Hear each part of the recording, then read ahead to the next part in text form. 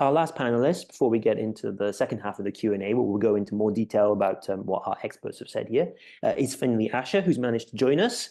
He's from Safe Landing, a group that advocates for a just transition in aviation. Finley, thanks for joining us. Just to get your views on what we're talking about today, greenwashing in aviation. Maybe you want to talk about the alternative aviation fuels topic that we just went into with Aaron.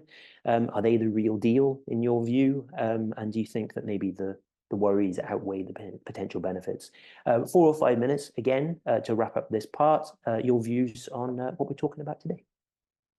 Great, thanks for having me. And I think this is a really, really important conversation.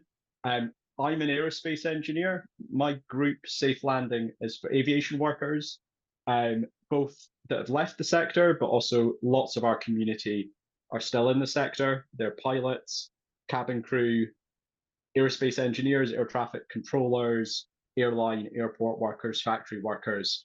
So from a worker perspective here, a lot of people in our community have been pilots that over the tannoy, over the announcement in the aircraft have said, like, this flight today has been CO2 neutral or carbon neutral, or they've handed out menus to people in their seat pockets in the aircraft that don't just show you the food that you can buy, but also talk about all the sustainability initiatives around carbon offsetting, alternative fuels, even just recycling plastic from waste or food waste on the aircraft.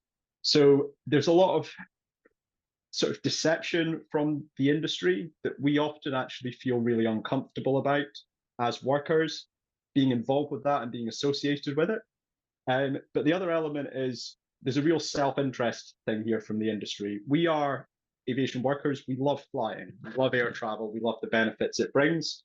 But we're really concerned that we're going to lose the ability to fly because we've blown our carbon budget. Climate breakdown is accelerating, and it's just impossible to fly unless it's a necessity and essential.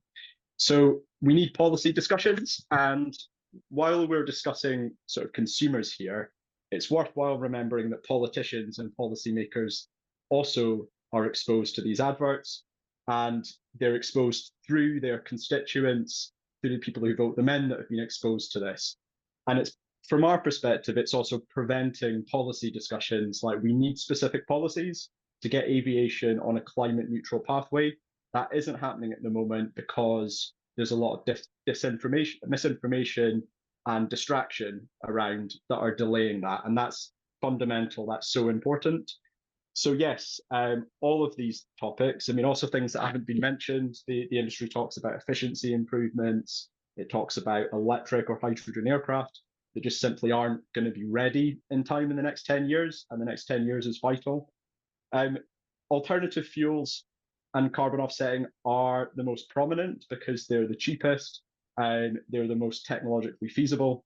But absolutely, it's a problem with scale and resource availability in terms of land, in terms of biomass waste or electricity. And when you just look at the numbers, I'm an engineer, it's quite easy to look and see that air traffic growth is wiping out every single improvement that we get from any other decarbonisation measure. So if you look at the projections, fossil fuel use is going to grow from aviation over the next few years. It's not going down. And this is in the context of us needing to halve emissions by the end of the decade. So we're saying that we need to go in one direction, but in reality, we're flying in the completely opposite direction.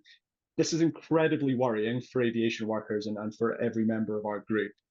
So really, that's why we're really keen to actually dispel some of the myths, provide some of the technical expertise that can help people understand this. So very keen for the discussion today to help answer questions.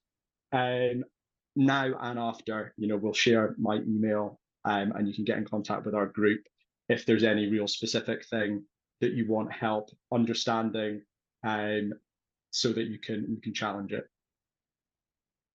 Fantastic. Thanks, Finley. A great reminder there, I think, as well, that aviation isn't this homogenous blob that is just emitting carbon emissions. It is made up by human beings who obviously inhabit this world that we live in as well, and obviously have different views and emotions about what that sector is doing. So I think that's an important thing to remember. It's something I remind myself of when I'm being a journalist as well.